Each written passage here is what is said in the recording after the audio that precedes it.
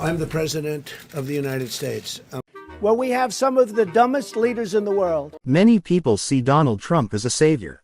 Some believe he is a man sent by God, chosen to protect America. They describe him as a peacekeeper and repeat his claims that he stopped wars, stood up to global powers, and put America first when no one else would. But others see a very different man. To them, Donald Trump is one of the most dangerous presidents the United States has ever had. They call him reckless. They accuse him of starting conflicts, abusing power. Ready? You have the cameras rolling? Dividing the nation, and bending institutions to serve himself. Not many people know about the allegations linking Donald Trump to Jeffrey Epstein. In the 1990s and early 2000s, Trump and Epstein moved in the same wealthy social circles and were seen together at public events. Later reporting raised questions about Trump's Mar-a-Lago club, where Epstein attended social and modeling-related events. There were also allegations involving young women, including claims connected to underage girls later trafficked by Epstein. These allegations were denied by Trump, were never proven in court, and remain disputed, but they continue to raise questions that many believe deserve scrutiny. So who is Donald J. Trump really? To understand that question, we have to go back. Not to the White House. Not to politics, but to the foundation of the Trump empire. Donald Trump did not come from nothing. He was born into wealth in 1946 in Queens, New York. His father, Fred Trump, was a powerful real estate developer who built his fortune using government-backed loans, public housing contracts, and tax incentives. From an early age, Donald Trump learned how power worked in America. He learned how money opens doors, and how influence protects the wealthy. Trump attended the Wharton School of Business and quickly stepped into his father's real estate empire. But he wanted more than buildings. He wanted attention. He wanted status. He wanted to be seen as larger than life. During the 1970s and 1980s, Trump expanded aggressively into Manhattan real estate. Hotels, luxury towers, casinos, airlines, beauty pageants, and branding deals all carried the Trump name. Public records and later investigations revealed that Trump benefited from millions of dollars in tax breaks and government incentives. Over time, several Trump-owned businesses collapsed, and multiple Trump casinos filed for bankruptcy in the late 1980s and early 1990s. Despite these failures, Trump personally survived financially by restructuring debt, shifting losses onto investors, and leveraging banks. Investigative reporting shows that at various points Trump controlled billions of dollars in assets while also carrying massive debt.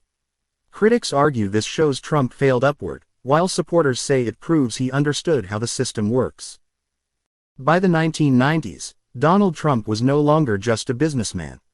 He was a celebrity. He became known as a party figure, appearing in nightclubs, fashion shows, and elite social events.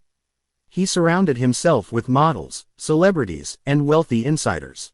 He projected an image of extreme wealth, with designer suits, luxury watches, private jets, and gold-plated interiors.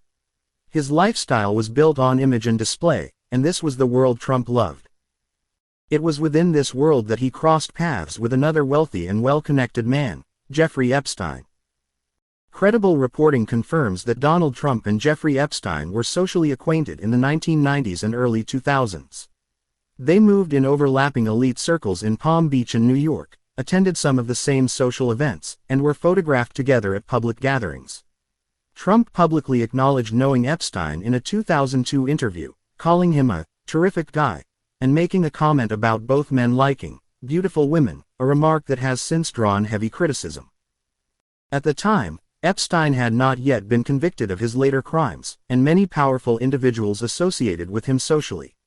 However, Trump's Mar-a-Lago club later became a focal point of scrutiny.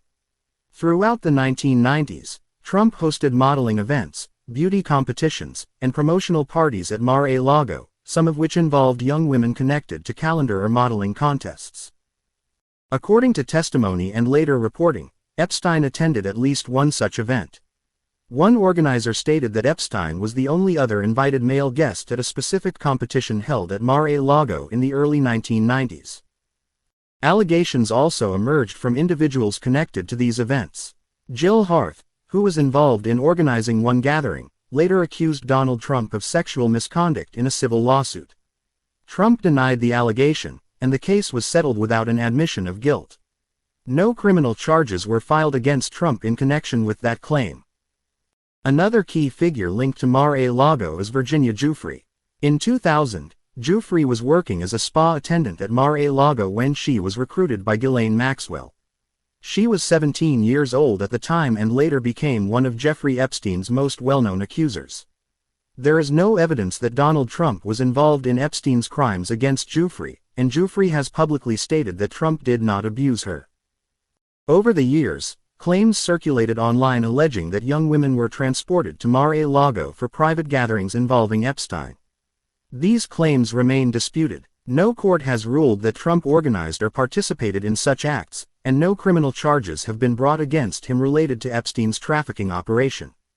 Trump has stated that he later cut ties with Epstein and banned him from Mar-a-Lago, allegedly due to Epstein's behavior toward staff. In 2025, following the release of thousands of pages of Epstein-related documents, the Department of Justice described certain sensational claims involving Mar-a-Lago as unverified or unfounded. Despite this, critics argue that Trump's association with Epstein reflects a broader pattern of elite privilege, lack of accountability, and blurred moral boundaries.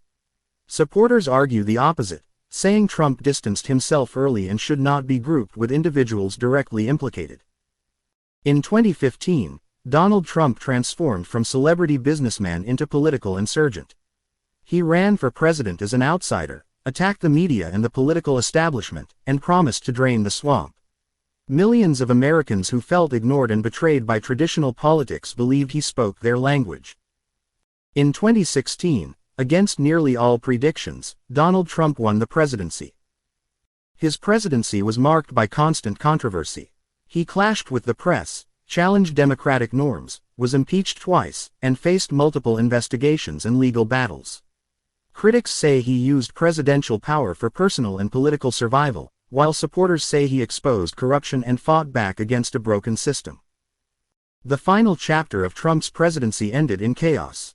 After losing the 2020 election, Trump refused to concede and claimed the election was stolen, despite courts rejecting those claims. On January 6, 2021, the United States Capitol was attacked by a mob seeking to overturn the election. Trump was impeached again, accused of inciting insurrection. He was acquitted, but the damage to American democracy was undeniable. Donald Trump remains one of the most polarizing figures in American history.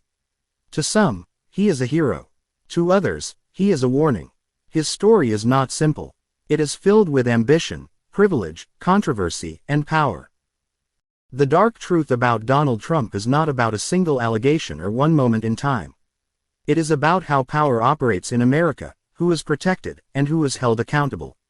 And the question remains unanswered: when a man reaches the highest office in the land, who truly watches him?